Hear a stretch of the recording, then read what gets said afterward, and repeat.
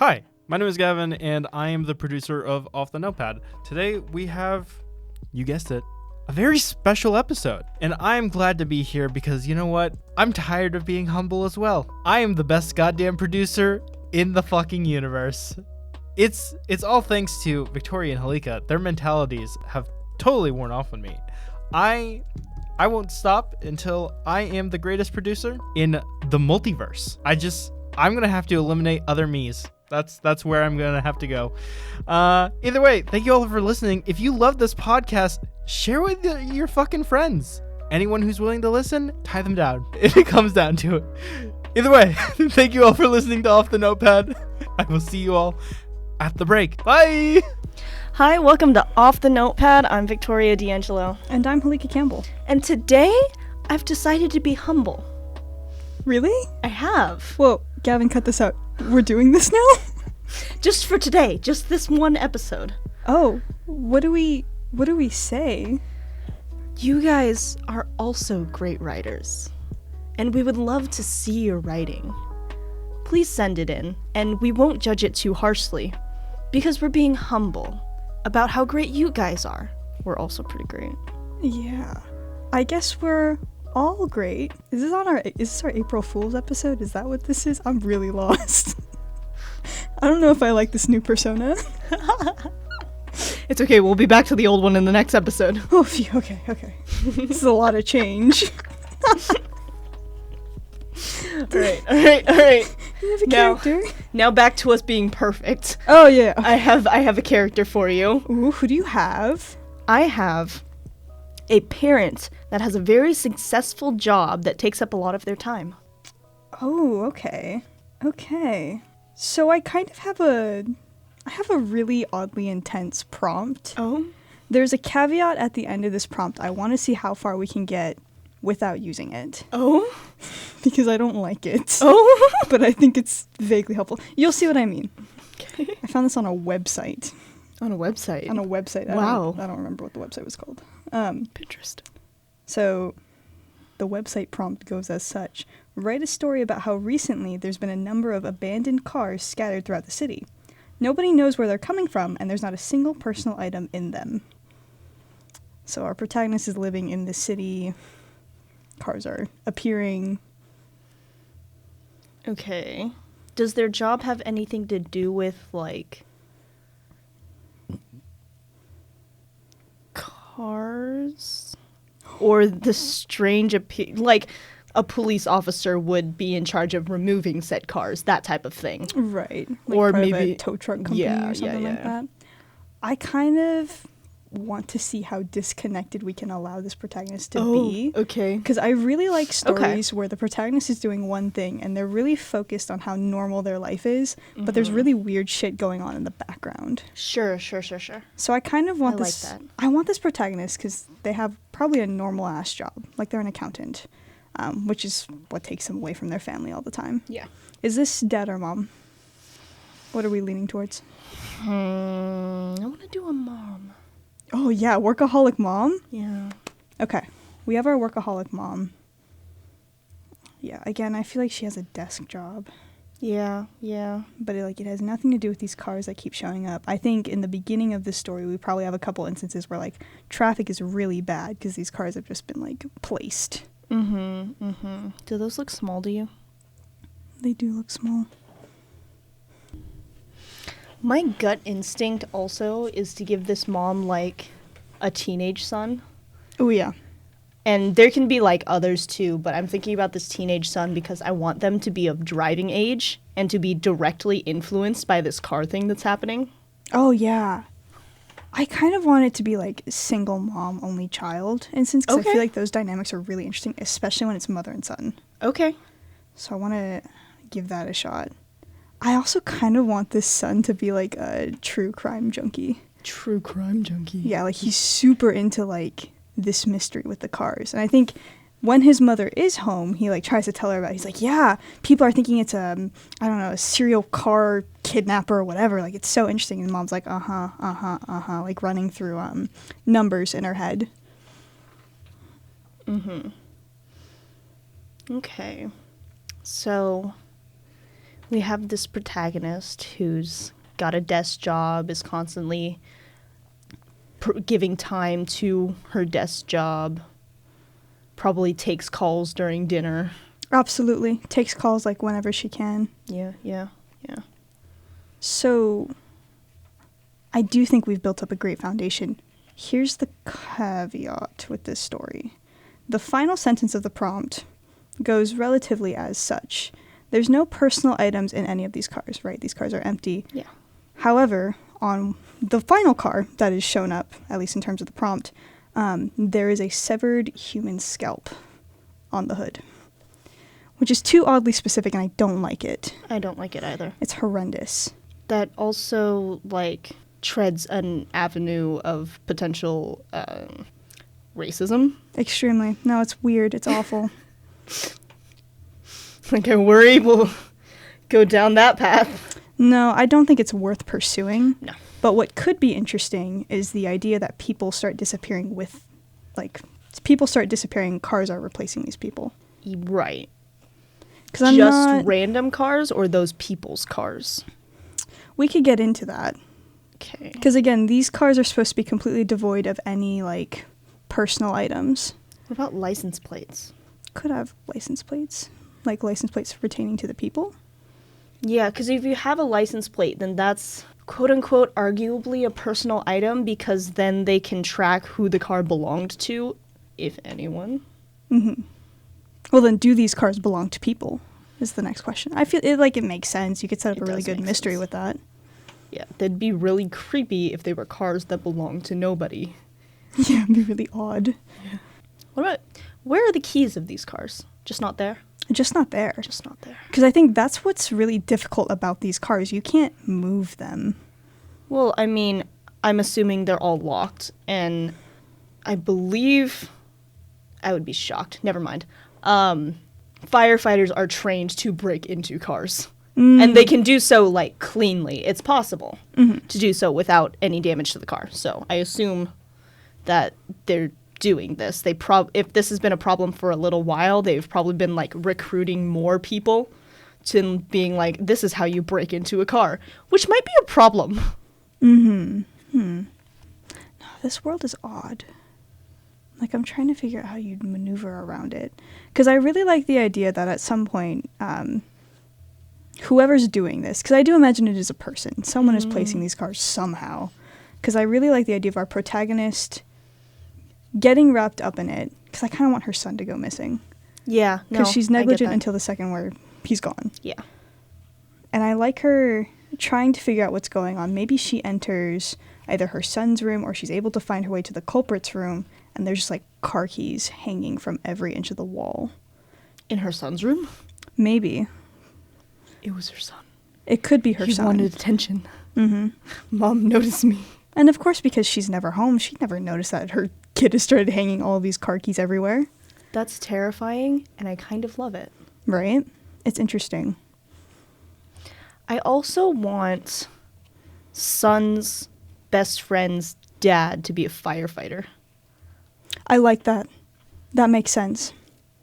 So I can see, like, Mr. Firefighter getting kind of stressed with his job, because he would, and be like, hey, you two kids want to help? Come along with me. Oh, yeah. Yeah, because I think that's one of the off conversations that, as a reader, like, we get to see the son's part as he's talking about how he broke into so many cars today, and his mom was like, and I have to call Janice at the office, and da-da-da-da. Like, just so unaware. Yeah. No, that's so interesting. I love that it's the kid who's doing this. What? Well, we know why. How? What's he doing with the people? Yeah, no clue. No clue. Because I don't really want to make the kid a serial killer. I don't either. Again, like, the original murderous prospect was, like, not interesting to me at all. People are disappearing. Is there gonna be a turn to the supernatural? I'm also hesitant to do that. I'm not vibing with that. What is he doing with the people? Where are the people going? Because technically, if this is a short story, we don't have to answer that. We can end with the mother entering the room. But I kind of want to answer that because I want to know. What do you think the time frame is. How long does this story take place over? I kind of want it to be like over the course of a year. A year. I think that could be interesting. Because then we start with like one car is placed along the side of the road, but then we get a little more drastic because our 17-year-old boy is getting a little more cunning somehow. However he's doing this, he's doing it really well.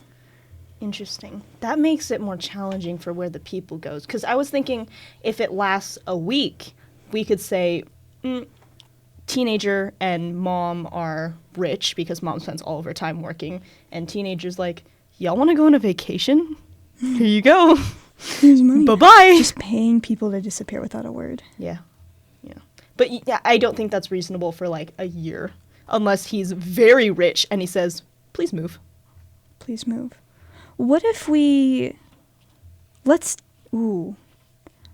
I'm kind of intrigued by the idea of this being like a major stunt. Like, what if this is a bunch of teenagers who are doing this? Like, what if he's not alone in this? Like, okay. Over time, he's talked to people. He's like, wouldn't it be funny if you just disappeared? Wouldn't it be interesting if you ran away and never came back and you placed your car here? And then you ran away. Are teenagers disappearing? I think teenagers are disappearing. Oh, no, I love that. But I think, you know what? Some of them are using, like, their parents' cars. So the connection isn't... Because I don't think teenagers start disappearing for a little while, at least, like, a month or two. Yeah, and then people people start disappearing, right? So I think, like, people are just weirded out because their cars are going missing and no one knows where the keys are. Sure. So then teenagers start disappearing. I don't know. I feel like... This feels like part smuggle operation and part cult. Yeah, It's yeah. getting, like, in a creepy way, and I love that. Mm-hmm. Okay. Oh, manipulative mastermind child. I love you. He's so cool. I love this character. This is not our main character! He's not, but I think, like, that's what makes this story really fascinating. Because as a reader, you are not going to like this woman. Oh, yeah, absolutely. She's, like, so beyond negligent. And I think as a reader, like, you're just going to feel so uncomfortable with how inattentive she is. Mm-hmm. And part of, like, you'll have sympathy for her because, like, single mom, that's rough. You know, you're working this intensive job, but, like, at some point you have to care that your son is, like, telling you about how he's breaking into cars with, you know, his best friend's dad. And he's, like, embroiling himself in this potentially dangerous situation that he's the mastermind of. Yeah. No, that's awesome. So we have this teenager who starts with what are we starting? What is the start point? Just one car shows up without anything in it, no keys? No keys, no nothing, yeah. And is there a disappearance during that? I don't think so. I think the first time it's just weird. Okay. First time he does it, maybe don't drink, kids. Maybe the first night he got drunk because he was, like, really sad that his mom decided to work that night instead of come home for Taco Tuesday. Dear Evan Hansen. Dude. No, I like that. Or just, like, because he's lonely. Yeah. So he went and he's like, fuck it, my life sucks. I'm going to go steal a car for adrenaline reasons. And so he goes to some random neighbor's house, breaks in to find the keys. You know what? I don't even think he has to do that because I imagine this is a pretty good kid. Like, he's one of those children who are like, maybe if I'm good, my mom will come home, right? Sure. So maybe this is someone he, like, pet sits for. Of course he knows where they keep the extra key. Oh, because you know, I think he's a incredibly smooth operator. Like he gets in. Is he charismatic? Oh, absolutely. I hate charismatic characters as much as I love them. Okay, I think he's a very charming young man for sure. So he can get the keys because he's the fucking dog sitter, and no one's the wiser. I don't really want him to ask for the keys because then it's connected to him. Oh yeah, he doesn't. He definitely doesn't. But he knows exactly where the keys are, and he can take them. Mm-hmm. And then he gets in the car. He drives forever because he's mad. Throws stuff out the window because he's mad. Oh, yeah. Until there's nothing left in the car. And then parks it somewhere. Locks it, walks home. Doesn't realize what he did until the morning after because he's drunk off his ass. Doesn't realize, or maybe he panics. He freaks out. Mm-hmm. He's like, I just stole this car. Yeah. Fuck. Yeah. Well, I feel like if he panics, he would put it back in the driveway, wouldn't he? Unless he thinks they'll see him. I think he thinks they'll see him, and I Gotcha. think also, like, maybe he's too far in the city to get back. Like, if he gets back, it'll be morning or something like that, and they'll wake up to Yeah. him pulling into their driveway. Yeah, and then he walks home, and his mom still isn't home. Oh, yeah. Mom's been sleeping at the office. Oh, poor kiddo. Fuck mom. Yeah, fuck mom. And then he did that, and he kind of bruised on it for a while. Then he's like, that was an adrenaline rush. Not only was it an adrenaline rush, I think the media coverage, like, Yeah. is phenomenal. Is this light Yagami? It's like Yagami. Fuck. It's a sociopath. But I think it's not so much the, like, ooh, who is this, who did this? I think it's the intrigue that really gets him going. So sorry. I just watched an LPS officer walk up to the door and pull the door handle and then walk away. Ooh, That terrified me. that's ominous. Hi. Okay, moving on. Anyways, What did you say? I can't remember. Okay, we'll go back. Something sociopath. The intrigue. Yeah, just the idea that, like, people are thinking about this. People are treating this as, like, a big ass conspiracy. So it's like, it is almost like a cult idea. Interesting. You know what would be cool is like this teenager is doing the car thing and he's like, ooh, this is kind of cool. Like, it's getting a lot of attention. What if it happened again? And so he does it again. He does it a couple of times. And then it starts happening when he didn't do it. Oh, he's not in control. Yeah. It'd be super... It can either go like some random sociopath is doing it, or I'd love for one of his friends to come up to him and be like, hey, I'm the car person. Oh, and then it gets out of hand. Yeah. Because, I kind of like... So then there's, like, two alternate scenes with, like, the room filled with car keys. I still kind of want the room full of car keys, but like the teenager's friend is like, hey, I'm the car person, and the teenager's like, cool, keep doing that. Also give me the keys. Yeah. Now do that car and do that, and then he's just Do- in charge. Yeah. No, but what I like about the keys room is that it's either his mom walks in, the room is empty, but she sees all the keys, right? And it's like, it's very clear that her son is insane at this point. Yeah, yeah. Or she walks into the room and he's sitting on the floor, like in the middle of it all. And he looks at her and with a smile almost just, I can't stop this. Like, this is it's so beyond me. I thought you were gonna say looks up at her with a smile, and he goes, welcome home, Mom. Oh, that too. But it's just like, it becomes so much bigger when more people get involved. Yeah, yeah. I like that. I kind of want him, because I love him as a mastermind. I would love him to start as a mastermind, and then it gets out of hand. Yeah, no, absolutely. Because So- I think the first couple months, this is like real clean operations. Yeah. He, like, starts to become the fucking gang leader of teenagers. And they're all stealing cars and just leaving them around. And then we get to disappearances, because it has to transition into disappearances. Yeah. Maybe one of the teenagers who's working for him is like, my life sucks, I hate my family, I need to get out. And our teenager, like, really sympathizes with that because his home life isn't super. So he's like, do you just want to leave? And it's a little bit of a joke, but it's also serious. And then the person's like, yeah, I do. And then they work that out. Yeah. And then they stage a disappearance. So then it becomes a disappearance network. Yeah. That's why, of just people who want to be gone. Yeah. Oh my God, that's so interesting. It's like this underground people who want to be gone. And I imagine this starts as teenagers and then evolves into everyone else. Oh, yeah. No, it works its way up to the young adults and then the adults, and then just everyone is going missing. Yep. Ooh. Just people who are not happy with their lives. And our protagonist is just ambivalent to it all. Yeah. Yep. How does this get out of control? Do you think someone within the organization, because it's an organization now, someone within the organization, I want to say, like, make someone disappear who doesn't want to disappear? Oh yeah, no, I think we start getting it's not just this organization who's doing this shit. Like I think we start seeing maybe not direct references to, but there's a serial killer most likely who's also using this to get rid of their victims. There are people who are just like running away to run away, and they're doing it messily. Like it's just, there are different people who are using this phenomenon to their advantage in ways that like... Yeah, no, I love that. Mm-hmm. I love that.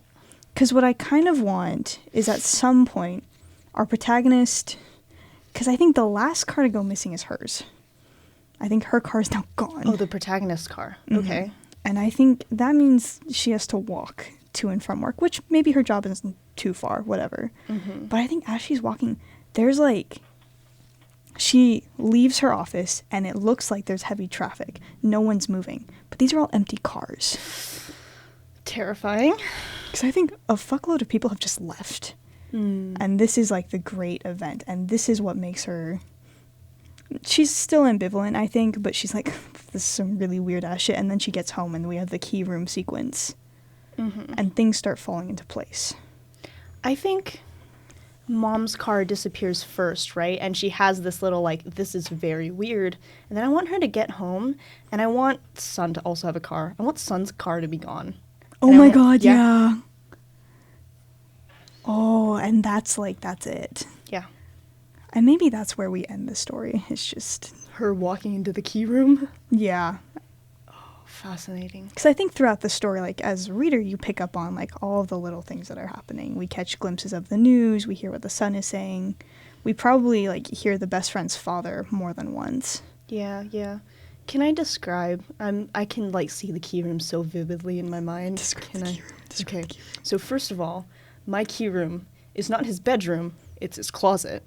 Oh. And there's nothing else in his closet. And on the walls, you have pictures of the cars pinned up with a thumbtack, and on the thumbtack are the keys hanging off of them. Yes. God, that's amazing. And maybe like half of them have pictures of whoever was disappeared also tacked on to the same thumbtack.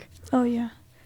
I think he probably also has, like, written... Because I imagine these are, like, Polaroids almost, maybe. Yeah. And he's written on each one who the car belongs to. Yeah, yeah. I want like a handful of them also to have like handwritten notes from the person who disappeared. Like, can you help me go away? Yeah. Help me, I don't want to be here anymore. Yeah. Probably more than one, like, I want to die notes. Yeah. You just, like, remind him of who he's helped. As he's, like, sitting in the middle of it, realizing that he has no control over this anymore. And then I also want the back of the door to have, like, the mistakes or the things he couldn't help with, like the serial killer. Yeah. Like, someone died and he couldn't do anything about it and it's his fault. But he put that up anyway because he started this. Right, he has to document the entire thing. Yeah. Ooh. That's wild. Maybe they have different colors. Maybe he has, like, green ones for the people that he helped and the red ones for the people who are dead or damaged or... Oh, yeah. No, I think his horrified mother is, like, standing behind him as he's explaining how he's color-coded this. Yeah. Wow. God, what a tale. What a story. Yeah. Do you think the final scene is them hugging? It could be. It could be. Teenagers crying, like, I can't stop. I can't, yeah. All this because the mom wouldn't pay attention to her child. Yeah, please pay attention to your child. Please do. So that this doesn't happen. Love your children. Love your children. Don't neglect them. Oh. That went to a lovely place. No, I'm glad. Again, that prompt was a little trashy at first. It's like, oh, that's yuck. Yeah, I didn't like the severed No, it was scalp. so bad. I was like, who made this? That's Yeah. such an... Ugh. Yeah. Don't do that, dear No. audience. No, if you write that, we will delete it immediately. But if you write anything else, we will read it and compliment it and give you, like, we will email you back or DM you back, depending, and tell you how great it is. It's true.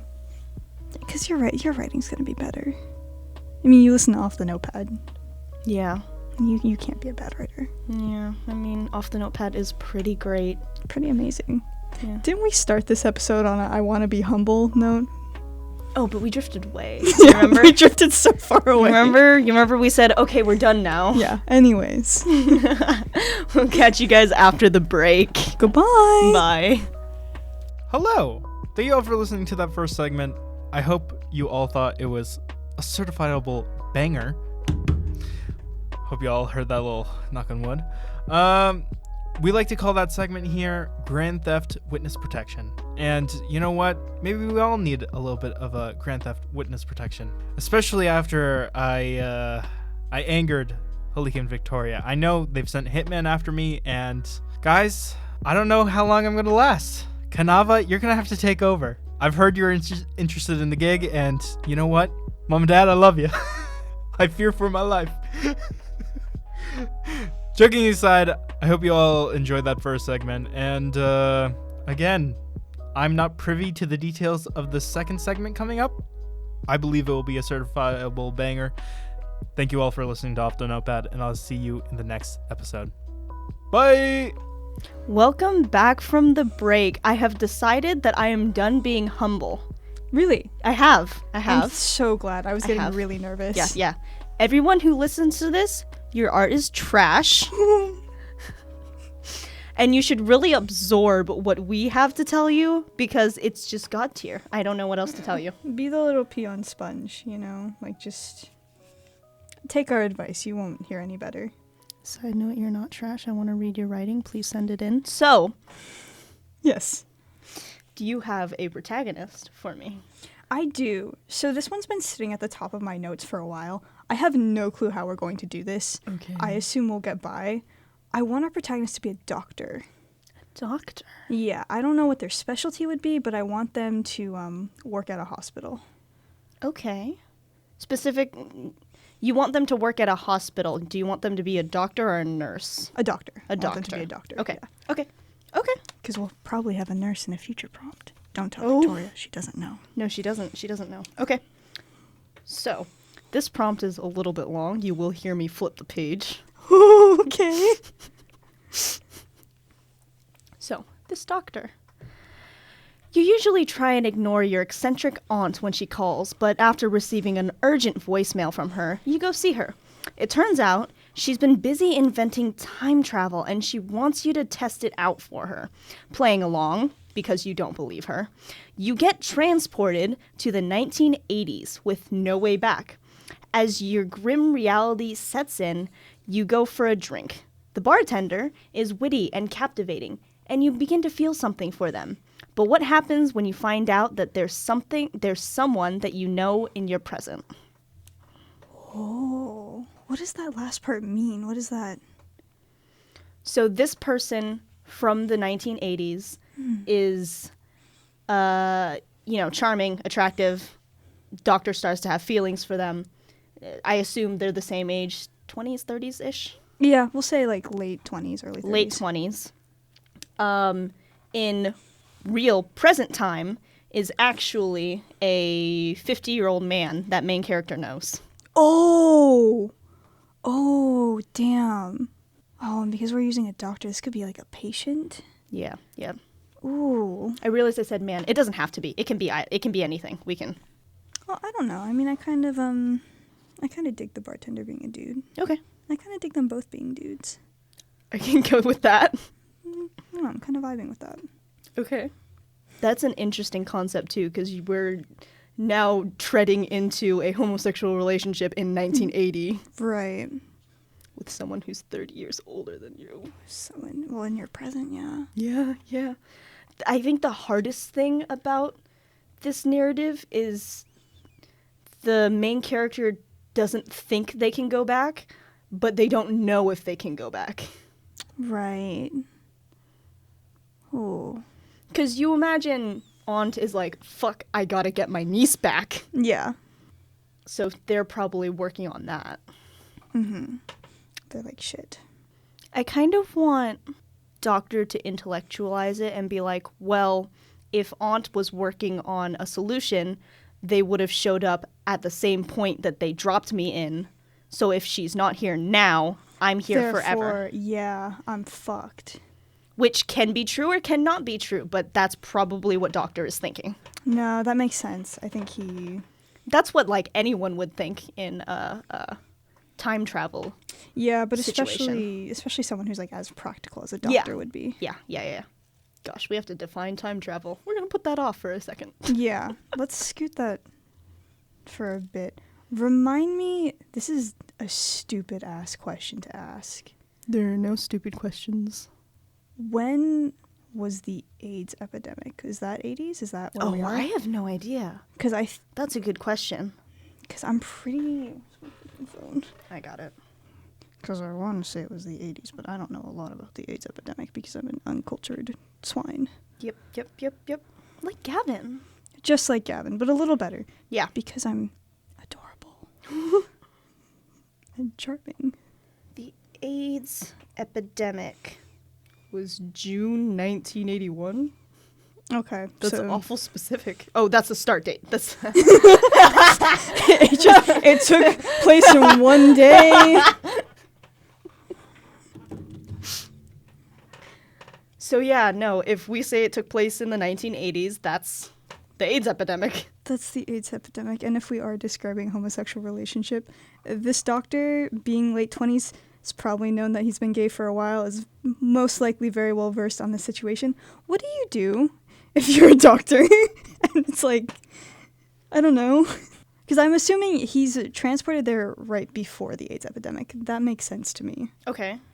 Because, I'm thinking like present day, 2020, you're going to get shifted to a whole number year.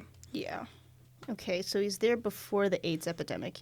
He knows it's coming. Exactly. He gets this crush on the fucking bartender, and he's like, fuck! Yeah, shit. Because then there's several complications with this. Yeah. I don't know enough about fucking...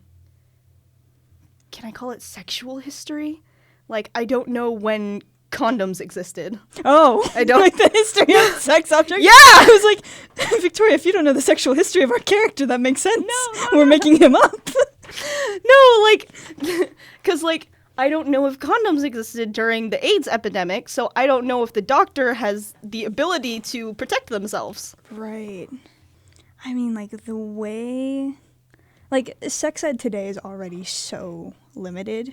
Mm-hmm. I can only believe it was worse in the 80s. Yeah. Especially when AIDS was presented as, like, punishment to the gays. Yeah. When it was literally an illness. Yeah. Yep. So I'm like... Or does doctor intellectualize their feelings and be like, but they're alive 30 years from now, so...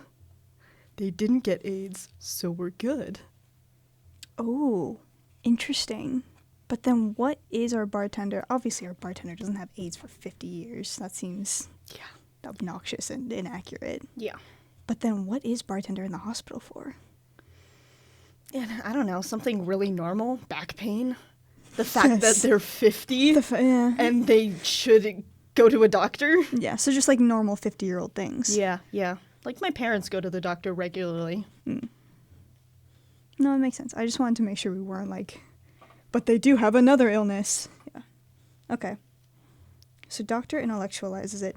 I think doctor also has to intellectualize that this is still my patient in the future.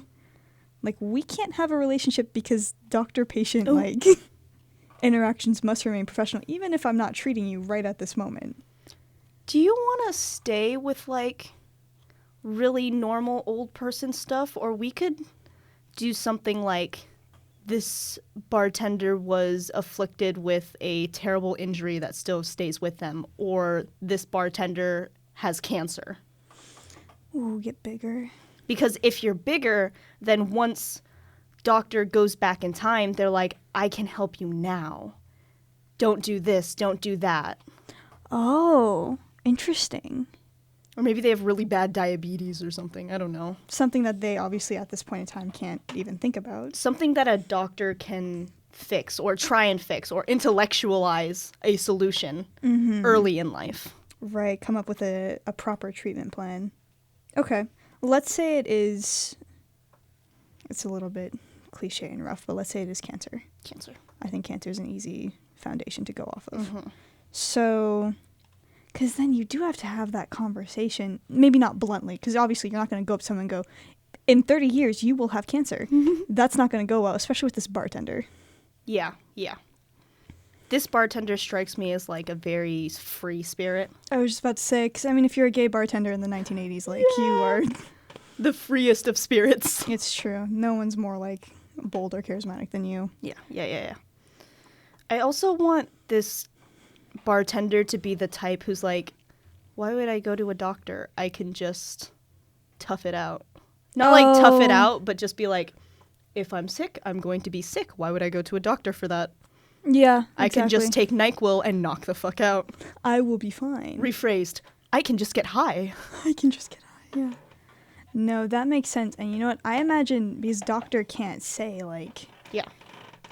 you know, you'll have cancer in so long, so you need to be doing X, Y, Z.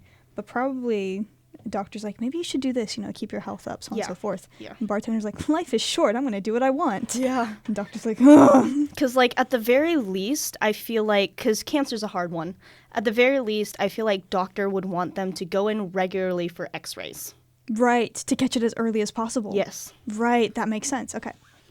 Yeah, because the earlier you can catch it, the better chance you have of beating it. Okay. I really want... So I want this doctor to meet this witty, charismatic bartender, get feelings for them, have a little stint there, then realize it's their future patient, and then fall down a rabbit hole of intellectualizing everything. Oh, yeah. And they kind of like, at this point, step away from the I have feelings for this person to I need to save your life. Right, because at that point, they've become a patient. Yeah. Ooh, I kind of like that. So then they inadvertently start pushing bartender away. Yep. Ooh, and I think bartender grows to resent them a little bit for Oh, this. yeah. Especially because I imagine time is going on. They probably realize, the doctor, he probably figures it out, like, that this is his patient, maybe in the midst of the AIDS epidemic. So then tensions are even higher. Damn, okay. I don't know enough about AIDS. Can you can survive AIDS? Now you can, yes. Now you can. Yes, I believe so, if Could I'm it not be mistaken. could it be like a very rare case you can survive AIDS? Back then, I have no clue. And obviously this would take research, and if you write it, please research it. But like You have to. You're morally obligated to. yeah. But like I think it'd be interesting if during this timeline in the past, bartender kind of comes out to doctor and says, I caught AIDS. But it wasn't on their medical history. Oh. Interesting. Ooh. Causing a whole new dilemma. Yeah. Oh, that's so interesting. Do you think they get in a fight about, like, medical honesty? Absolutely. Yeah. Ugh. I mean, this is everything to the doctor. This is their entire career. Yeah. And that's almost like the, I've watched, 11 seasons of Grey's Anatomy? This is like the crux of medical dramas, is the, if I can't trust you to be honest with me when you're hurting, how am I supposed to help you? Yeah. No, exactly. And it would come out exactly like that. Yeah. So it's like, ooh. I like where we're going. We could end it where a doctor is stuck in the past. I kind of want them to be abruptly taken back. Oh, like yeah? Aunt figures out a way and forces doctor back into the present. Okay. But then I'm not That's sure. so rough, though. It is. But I almost don't know how else they would end it in the past. Yeah. Can we backtrack a little bit? Yeah. So, in the past, I'm trying to figure out what the fuck Doctor is doing. Doctor can't get a job. Doctor doesn't have a degree yet. Right. Doctor has no credentials. Doctor can't be a doctor even though they have so much more knowledge than everyone of the time. Maybe they're working as like, somehow they're doing work in the bar, like as a waiter or whatever. My gut instinct was that they got a janitorial job at the hospital. They could do that too. But then also they could be like a neighborhood consultant. Like people come into the bar, get drinks, also maybe get treated because... That's true. Because I assume if this bartender is as bold and as charismatic as we think he is, then he's also very open about being gay. Yeah. So this is probably a safe space for like queer people. Oh, yeah. That'd be cool. And queer people who probably can't be as open about their sexual history. Yeah. I mean, And right before the AIDS epidemic as they are after. Like, I mean, assuming condoms exist at the time, I want Doctor to be working at this bar and, like, not quite lecturing people, maybe lecturing people and informing them, and I want them to be that person who has a bowl of condoms sitting on the bar. oh yeah, no, absolutely. That'd be really funny. He goes, please take one. I don't even care if you put it in your wallet, just take it. Take multiple, maybe. Yeah, no, that makes sense. Also, having like this doctor talk about the importance of sexual health in that time would be really fascinating. Yeah. Yeah, no, this is the kind of story that definitely takes a lot of research. It does. Yeah, it does. But it'd be super interesting, too. Mm-hmm. Gosh. So they're working at the bar. They get zipped back into their normal time. Where did that relationship between doctor and bartender end up? I don't know. I mean, we can change like getting zipped back to present. No, yeah, around. yeah. But I'm like, if we zip the doctor out at not like the exact conflict, but maybe when doctor and bartender are at each other's like throats almost. Mm-hmm. Like, what does that do to the rest of the story? Because then supposedly, doctor gets zipped back. Aunt is like, oh my god, I'm so glad you're okay. And doctor's like, you need to send me back right now. Aunt is like, I just got you back. I feel like doctor like didn't even know it was happening and is still shouting Oh yeah. during this transition. And then immediately moves into shouting at Aunt about why the fuck did you bring me back? I was having an important conversation about medical honesty and health. Yeah, like, I was in the 1980s, what are you doing? And Aunt is like, yep, that's unsurprising. Aunt is like, yeah, that's about right. That tracks. You take after your father. Ha ha ha ha ha. I almost want Doctor to go find our bartender in the current day. And Like start actively go out, or they could just like go back to work and see them there. I think see they them there. do, but I think it's like they come into work very disheveled. Like they have Yeah. one mission. yeah. I want old bartender to be like the most charming person on the face of the earth during that Yeah. meeting. Yeah. Oh yeah, for sure. And I just those similarities clicking. That would be so cute. Mm. I don't know how to end this without being creepy. Oh, them getting together in current day? Yep. Oof. Yep. I don't think they can. No. Like, my heart says, your soulmates, but that's creepy and weird. But also, like, I think a doctor bursts into the room. I think bartender recognizes doctor. And I think bartender has recognized doctor from the moment he set foot in this room, but he didn't say anything. Mm-hmm. And I think doctor is mad. I think doctor is shouting, like, Aw. we weren't done with that conversation. Like, you didn't take care of yourself, and you wound up back here, and doctor is angry, and bartender is just... When doctors start crying. Doctor starts sobbing, for sure. Oh. He's a mess. I think bartender is just like, after you vanished, and I never knew if I would see you again, I lived life. I did what I could. Maybe like some vague recounting of his AIDS survival, if he had AIDS, or Yeah. if it was confused for something else. Yeah. Like, But like emphasizing that he had a very happy life. yeah. And maybe he says, like, it broke my heart when you left, and I to this day don't know if it was your fault or not, but just like, I'm really grateful for the time we did have together. Yeah. And I hope that you can also live a full life. And it's dies of cancer. dies of cancer. It's a very like bitter note, Yeah. but I think closing on that is, it's far less worse than 50-year-old man and late 20s Yeah. doctor. Yep. Yeah, it is. Yep. Because you shouldn't write stories like that. That's weird. Especially about gay men. Please stop. Oh. This is not a call-out post for anyone in particular, but just think on that, dear audience. Think on that. No, that's a really bittersweet ending. I like it. I hate it. I like it. I know, it breaks my heart. I'd be honored if you wrote that story and sent it in. I'd cry. But it would be good tears, because that should be your goal as a writer, to make your reader fucking sob. That's true. If your reader isn't in tears, then you did a bad job. Yep. That's just how it goes. Well, Thank you for listening. I hope you cry during this episode.